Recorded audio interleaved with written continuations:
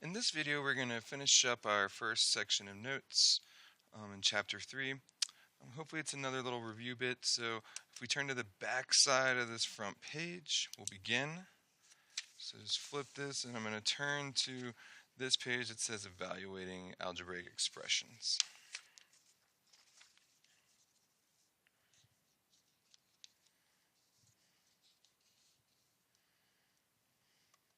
So when we're evaluating algebraic expressions, what we're really doing is we are going to evaluate an algebraic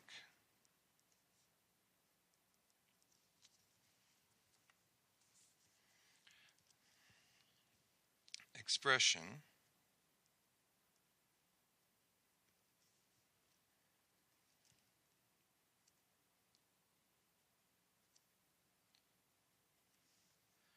we will replace or substitute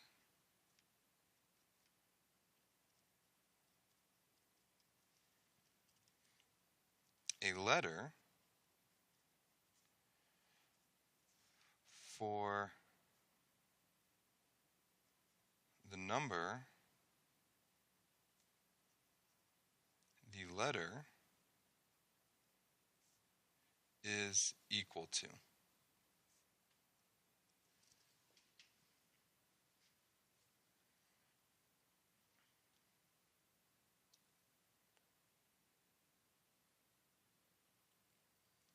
So to evaluate an algebraic expression, we will replace or substitute, you'll hear me say this word a lot in our class, substitute, a letter for the number the letter is equal to. For example, if I had x plus 4 and I wanted to evaluate that, and I told you that, and we will use x equals 2, we're going to replace the x, I'm going to replace this x with what the x is equal to. And what's this x equal to?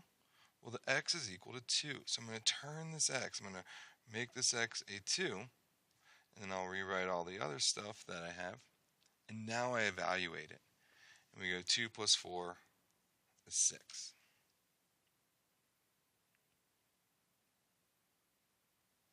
So real quick, there's some things we'll need to review before we go on.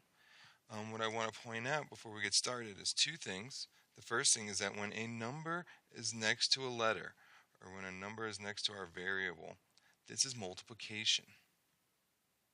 So a number right next to a letter is going to be multiplication. We just don't have to write the multiplication symbol. And whenever we see a fraction bar will be division. So let's make a little note of that over here in our margin. A number next to a letter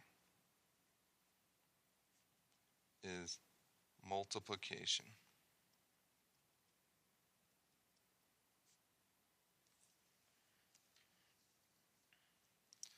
We'll call that number 1 little side note, and number 2 side note will be the fraction bar is division. So we'll need those two little facts to help us solve these next three problems. Okay, so let's evaluate each of the following expressions when a equals 2, b equals 5, and c equals 6. So what we're going to do is we're going to substitute or replace the a with a 2. We'll replace the b with a 5. And then we'll replace the c with a 6. And then we'll use our order of operations to solve. So we're going to say b is 5 plus 3. But now that I'm replacing the c with another number, I want to write in that multiplication. Otherwise, I might confuse myself. So we know that when a number is next to a letter, it's multiplication. So let's write that multiplication in. And that way I can replace my letter or substitute the 6 in, and I won't think that it's 36 or something like that. I know that it's multiplication now. And then we'll divide it by, and what is a equal to? Well, a is equal to 2.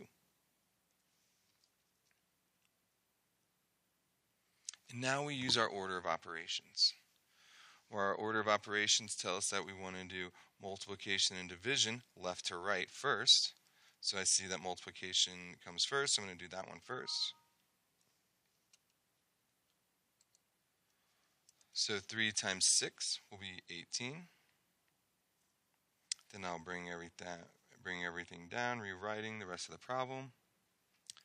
Then we have addition or division, so I know I'm going to do division first. 18 divided by 2 is 9. We'll bring down our 5 and our plus sign. Then we'll finish up with 5 plus 9 is 14. And then we're done. Okay, so let's look at number 11. Now, before we even think about our order of operations, again, we're going to substitute or replace each letter with the number that it's equal to. So we know that a is equal to 2, so this a will become a 2. So we'll have 2 to the 4th divided by, well, c is 6. I'm going to have 6, and then we'll add 2.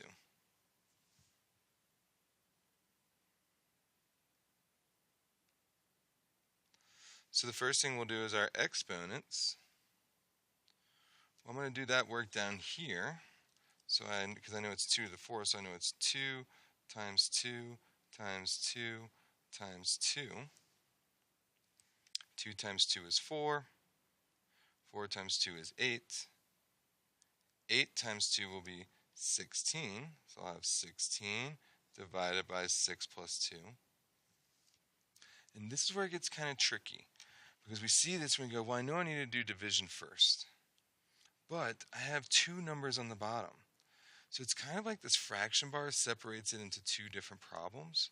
So before we can divide, we have to simplify or evaluate both the top and bottom. We've already evaluated the top. 2 to the 4th was 16. Now we need to evaluate the bottom before we can do the division. So think of the fraction bar as kind of like separating the problem into 2 different problems, and then at the end we'll divide. So I'll write my 16 divided by, and I know 6 plus 2 is 8. And we get 16 divided by 8 is 2. Now I'd like you to pause right here and try number 12 on your own. Remember, we'll substitute in each number for the letter, and then we'll simplify. And don't forget, a number next to a letter will be multiplication. So there'll be multiplication 2 times in here. 2 times A times C. So go ahead and pause right here and try on your own.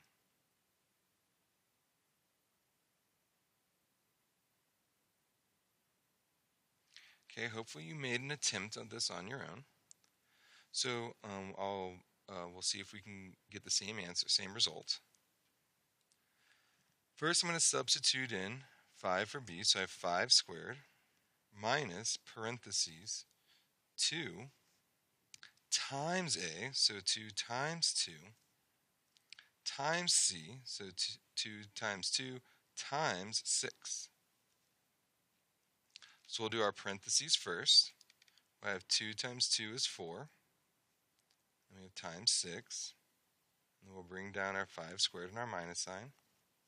Remember, we're not done with everything in the parentheses, so we want to hold on to those parentheses for now. I'll do 4 times 6 is 24. Now that I'm done with the parentheses, I can drop those. We'll bring down our 5 squared and our minus sign.